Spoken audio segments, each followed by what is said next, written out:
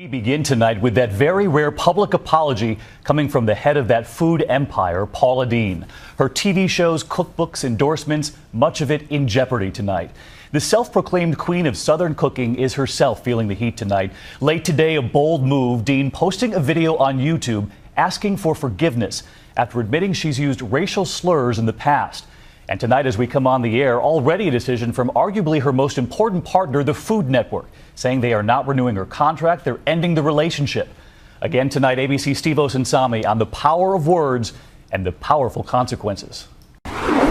Please forgive me for the mistakes that I've made. Southern Cooking's biggest and brightest ambassador came out apologizing today for using racist language. I want to apologize to everybody for the wrong that I've done.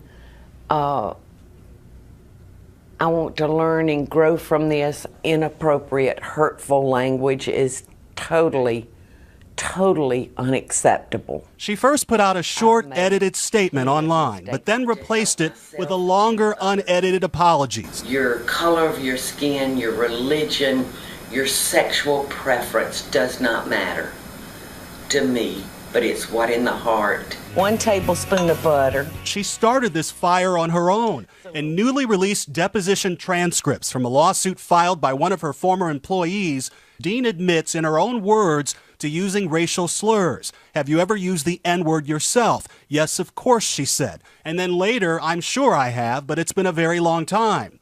She also says she once suggested to an assistant that she hire middle-aged black men to dress up in white jackets and black bow ties for an old Southern plantation wedding, saying that she liked the Civil War look, even though it was when black slaves waited on white people, but says she didn't mean anything derogatory.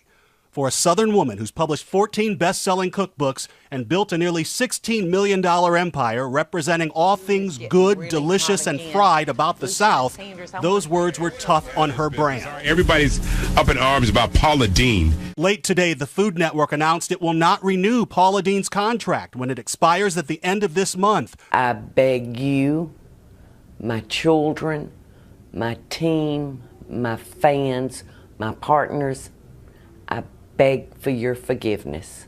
The big question now for Deen is whether her apology is enough. Losing the TV show, a big platform, could be just the beginning, unless time heals the wound. David?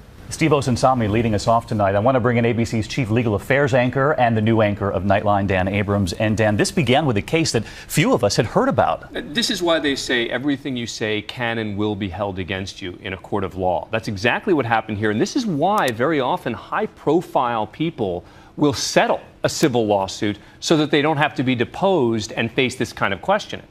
You covered a lot of these cases, the regret involved. Paula Deen has a lot of fans, but this is a big business, too. That's right. So there are 2 avenues here. First, there's the corporate avenue, and there she's got problems. You already see the Food Network is pulling back. She's got sponsors. I think she's going to have real problems there. The question is, can she get her fan base back? That's going to take some time. Her apology at the beginning of the day was very weak. She had big problems with it. By the end of the day, came back with a much more vigorous apology. We're just going to have to see. All right, ABC's chief legal affairs anchor, Dan Abrams.